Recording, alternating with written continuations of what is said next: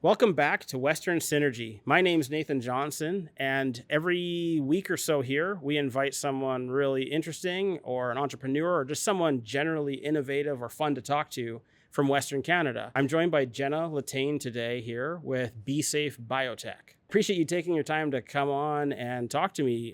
I know a little bit about bees, but maybe we'll start out by just kind of asking if you can tell me a little bit about your story and kind of how we got to this really cool laboratory in the University of Lethbridge. So I'm Jenna. I'm COO and co-founder of BeeSafe Biotech, and we're a startup company based out of the University of Lethbridge, and we're developing rapid test kits to detect honeybee pathogens so beekeepers can get a faster answer as to what's infecting their hives. And this idea started as a side project during my master's at the start of 2022. We've just kind of been rolling with that, and we're really excited to keep working on it. And this is my last semester, and I'm really excited to be finishing up that and transitioning into running this business. So when you were younger, and you were mentioning you grew up in an ag town, was there an interest in bees, or is this a newer thing that you were exposed to, or yeah. Insect category? Yeah.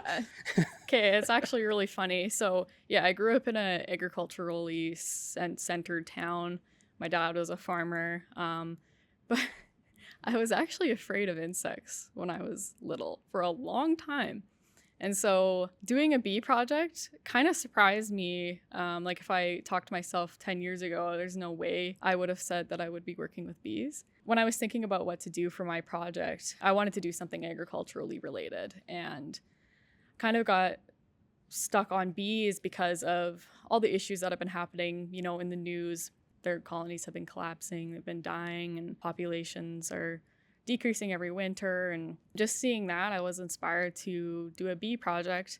And in my lab, Dr. Trushar Patel in the biochemistry department here, they all work on viruses, and most of them work on human viruses. And so I'm the only one who does a honeybee virus. And we all look at how the viruses are capable of interacting with their host. And then based on those interactions and also just learning more about the specifics of the viruses, we can develop therapeutics to treat the viruses, which is something that currently doesn't exist for honeybees. So you used to be scared of insects, and now you're going to cure them. Do you still just for fun, do you have to suit up and go hang out with not bees often. Sometimes, but it happens? Yeah, not often. Of course, everyone's going to want to know how's that for you? It was it was a little nerve-wracking at first. Yeah.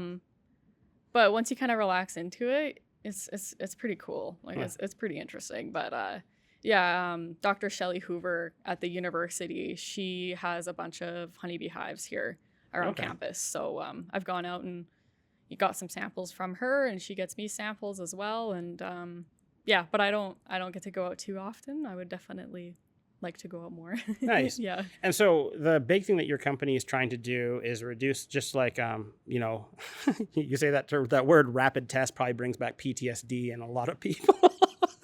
So maybe we could reband it with quick verification of illness or something. Yeah, kits. yeah, Quick verification yeah. of illness kits. That's a good acronym that we could use. Yeah. But anyways, the rapid test that you're doing for the bees is to help agricultural people work with reducing that time for them to diagnose and take action, right? Yes. Yeah. Is that becoming obviously it's helpful, but can you maybe talk about what the benefits are that you would kind of portray to the public, right? A lot of our audience is going to be consumers of the ag industry, right? They're going to be the ones eating food and stuff like that. Could you maybe talk a little bit more in a general sense about what the benefits are of reducing that treatment time, obviously aside from the obvious, right? Reduced treatment time helps everything. Yeah. Maybe what kind of the benefits that are provided. I mean, obviously, yeah, it saves time, like you said. And because of that, it also saves money in the end. Because if they can test sooner, they can take appropriate measures to isolate their colonies, do more sterilization methods, because like I said, there's no drugs, there's no therapeutics to treat the viruses right now, but there are some measures that they can take to mitigate the spread of any infections. And so having that extra time can help them potentially save their hives in the end, by separating them from all the other hives to make sure that nothing spreads. Sometimes the viruses are asymptomatic, and so they won't show any visible signs of having an infection. And that's when it can be really dangerous, because these diseases can be spreading around, but they don't know. And then when the levels get high enough is when they start to show those symptoms. And by then it can potentially be too late if the levels are high enough to really do anything, and your colonies will just die. Okay. And so having that extra time, especially if there's no symptoms shown, they can isolate their colonies and potentially save a colony. And so by doing that, it saves a lot of money, because then they don't have to replace their colonies if they collapse, and they can, save that time to do pollination services, get their honey, et cetera, et cetera. Okay, so from a business perspective then, are you guys going to be like a product-based business or a service-based business? So a little bit of both. We will be product-based, will be the main thing. We're also thinking about doing specific like contract research, where if some beekeepers do want more specified testing, like quantitatively, because our test will just be qualitative. It's based on a color change, really, so you just see it by eye. But if they do want a little bit more specific testing, we'd be able to offer that. Maybe talking a little bit more from the business proposition part of this, is the idea that a beekeeper is going to buy multiple kits from you, or farm or whatever it happens to be, is going to buy multiple kits from you, and then they're going to keep refreshing their kits? Or is there like, when you say that there's research and stuff that they can do, will you guys also be providing like support and understanding on like how to apply the therapeutics or the medicine or things like that? Our long-term goal is to be involved in that, and to kind of have almost like more education-based offerings. Especially when we're launching these kits, we do want to go out to the beekeepers' hives and show them how easy the kit is to use, and that they can do it themselves, and, kind of get our name out there even more than we have been doing already. But eventually for the future, we would like to have, really good customer service and have that kind of face-to-face aspect as well. And if people need advice, then eventually we could give that to them as well once we kind of expand more. Is there a interest from the agricultural community for this right now that you guys have been engaging with? Yes. So we were actually this fall, we were a part of the Lab to Market Validate program, which helps with market analysis and customer discovery. And so we did 60 customer interviews with beekeepers from Western Canada. And a lot of people are showing interest in having a product like this, and they think that it would be really helpful for saving money and saving time. So what's the existing market right now for this? So if I'm a beekeeper and I have a colony and I'm concerned about their health, what am I currently doing? Most beekeepers, not all of them, because of prices, they might not do it. They send samples away to molecular diagnostic laboratories. And so you basically just ship your samples away and they'll do the testing for you, and then you get your results back, and it is quantitative. And so that's basically the main method that people use right now to do their testing. There are some rapid test kits that exist for viruses. There's one that's sold in Europe, but we can't get it in North America right now. And then there's also a bacterial kind of rapid test strip that exists on the market right now as well. So your business is now at the point where I think we've kind of explained to our audience here that you're in the laboratory prototype phase.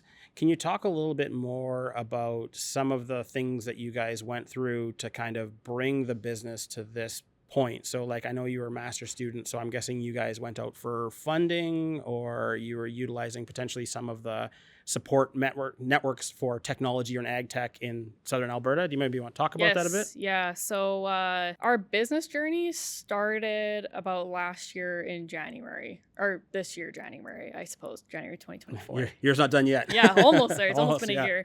Yeah. And at that point, we realized that we were getting good results in the lab. Things were working out well. And after talking to a few beekeepers, there was some interest in what we had. And so we were inspired to join a few programs to learn more about entrepreneurship, what it takes to be an entrepreneur, and the steps to take to basically start a business. And so after doing that, we're like, we became really interested in it. And so we did a few other programs, like I said, Lab to Market, and there was also SVG Thrive. We did their Studio Sprint, which helped with making our business model canvas and doing more of that kind of business planning, preparation oriented stuff. And we also joined RINSA, which connected us with a few mentors to kind of get us on the right footing to move forward with business development. We applied for a few different fundings and we're just waiting to hear back about those. And so we're feeling pretty hopeful that we'll get those, and that'll really help us tremendously with our prototype development. For our audience, there's a lot that goes on where we're located here in Western Canada and specifically Southern Alberta.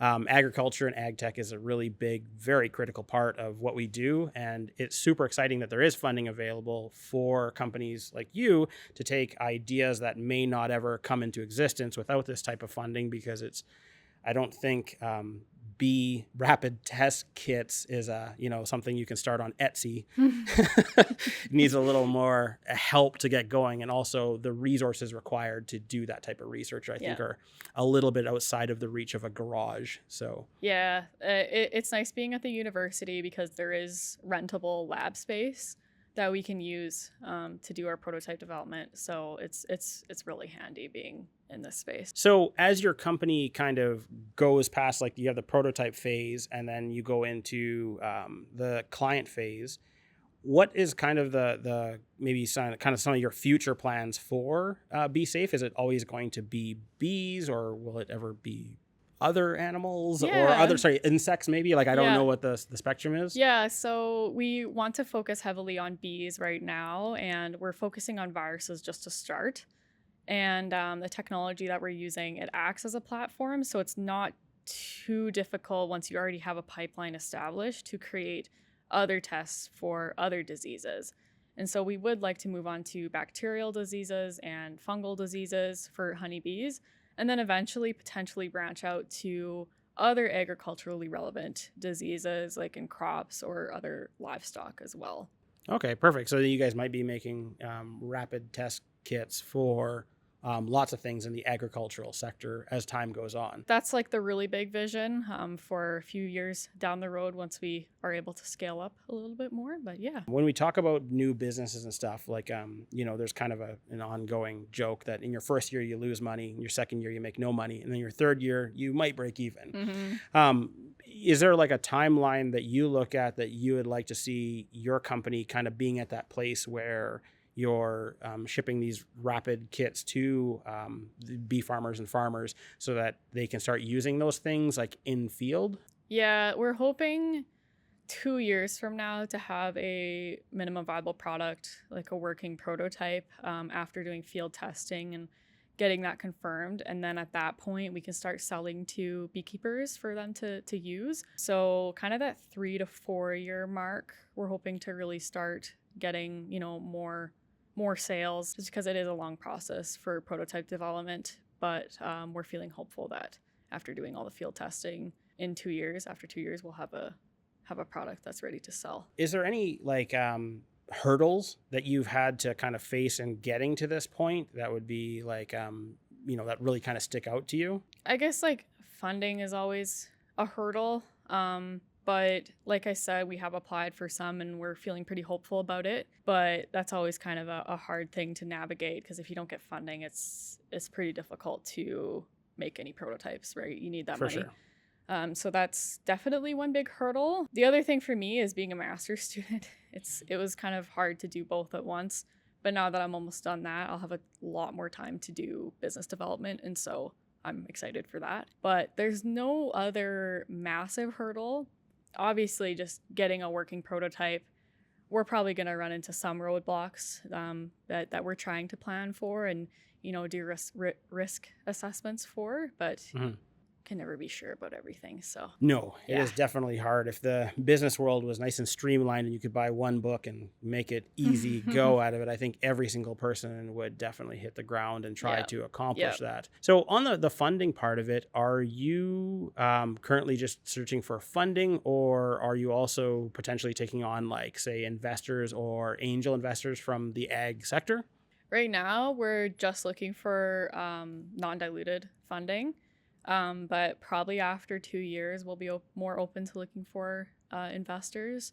But at the moment, we're not really seeking any angel investors unless there was like maybe a really good opportunity. So what made you decide to kind of take on the COO role within this whole thing? I think I do kind of have more of an interest of the business side of things. Our other co-founders, our CSO, our scientific officer, and she has a really vast background in microbiology, and so she's really good at developing some of our tech, the tech aspect of it. And so I think I picked COO just to kind of focus on everything as an overview and really on the business side and developing that. So I'm the CEO in our company, and I'll say you're taking on the COO role is a harder role. So I was curious why, in my opinion, you picked the one that I would say it's definitely tough. Each executive position has its own differences and stuff, but the COO is definitely a unique one because the CEO generally comes up with where we're going, and then the COO has to make it happen. Yeah.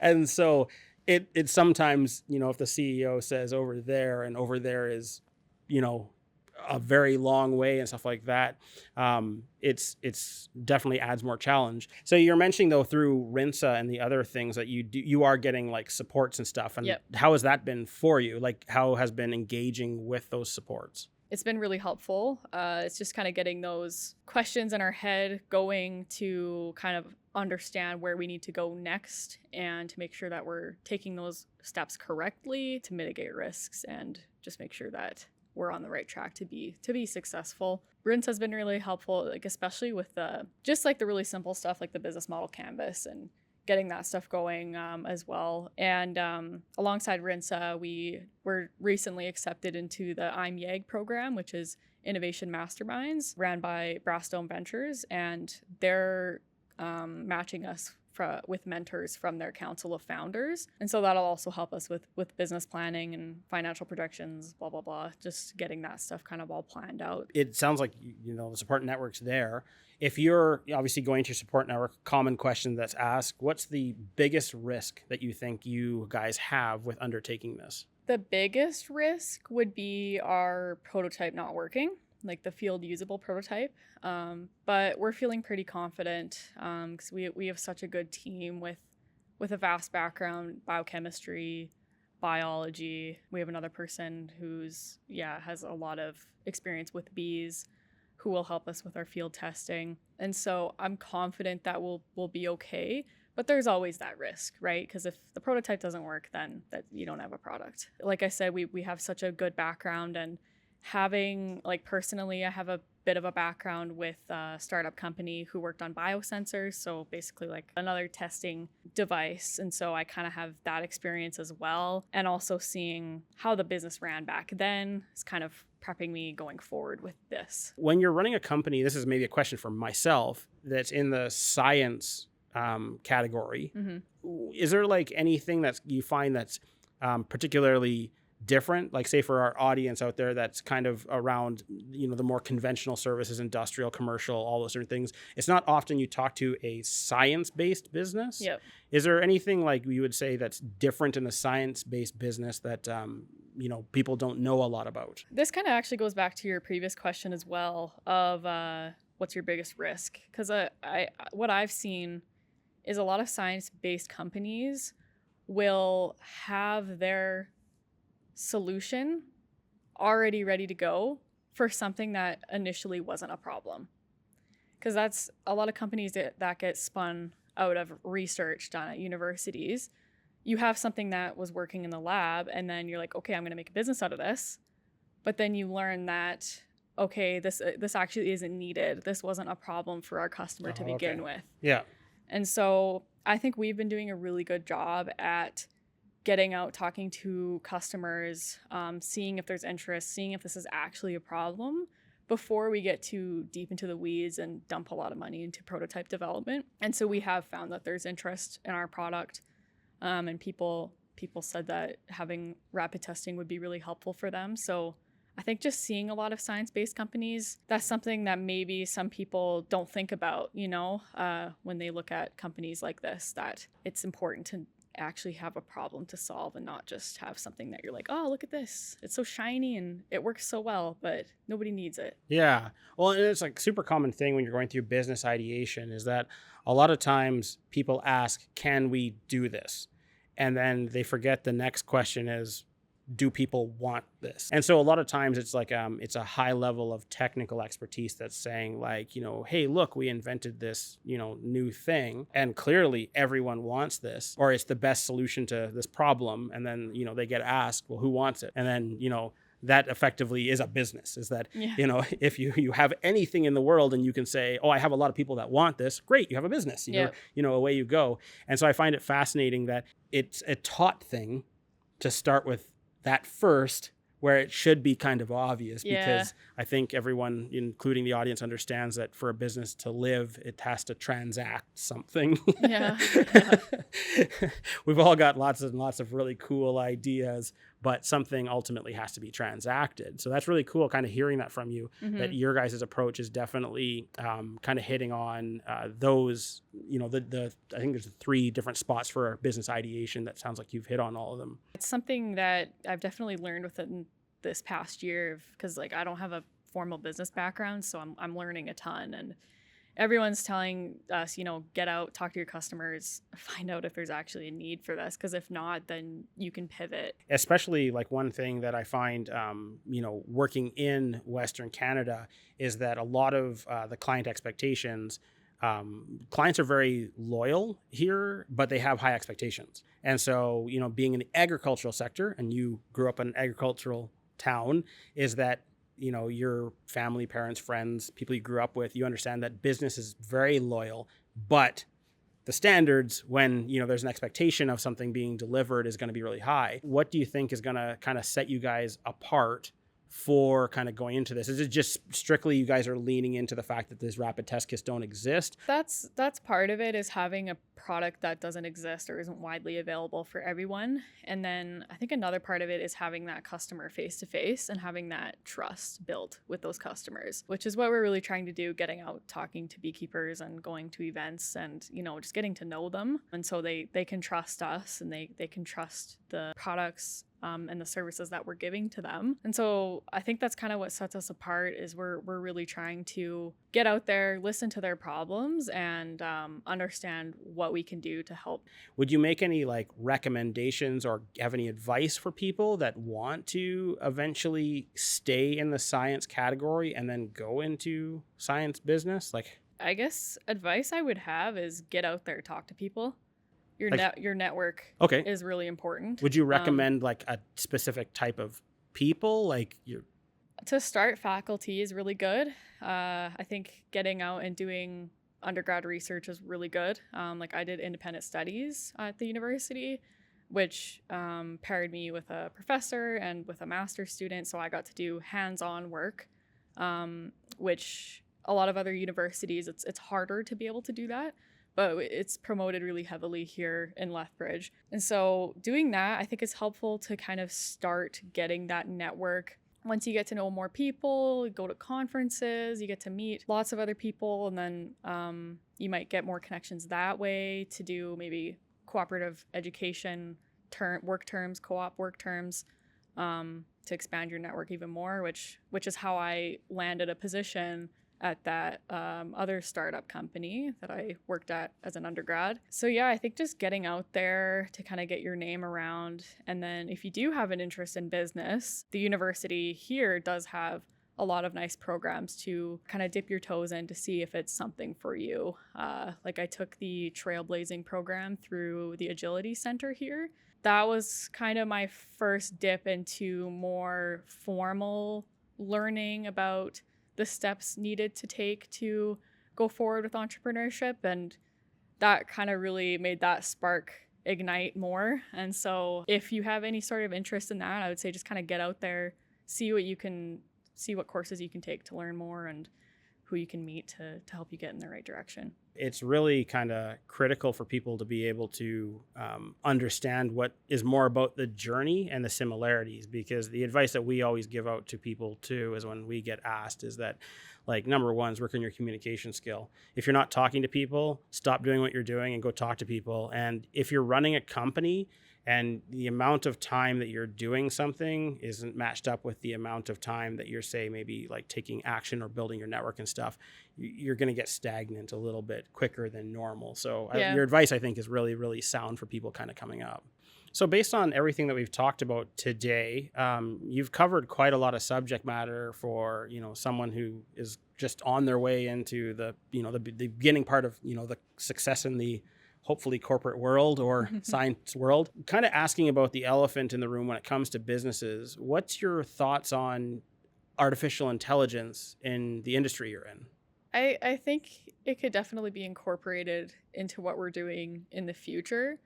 I don't have a background in AI at all, so I can't comment too much on it. But I think it's really interesting to see where things are going and how people are using it, incorporated into ag tech especially. So in the future, I think we're definitely going to have some conversations with people who know more than us about AI and seeing if we could potentially incorporate it into our business in the future. It's definitely a very old but new subject. Yeah. And it has a lot, like I would say there's a lot of question marks about it. It seems that it applies to almost everything. But again, I think it's a perfect example of that. The bridges of usefulness need to be established further. So like right now, I think everyone can kind of see that they're like, oh, that's really interesting. And I definitely think something has to be there. But, creating that bridge that you can drive a truck across is much different than making a bridge where, in the metaphor I use it, walk across, which to me exists. That's ChatGPT. All of us are walking across it, but we don't have a bridge where we can drive a train across it and use AI at a mass level, right? And I think especially with our business, because what I've kind of seen in the ecosystem is a lot of people are just pumping out AI-based companies, and a lot of them, I don't know if there's a lot of substance to them.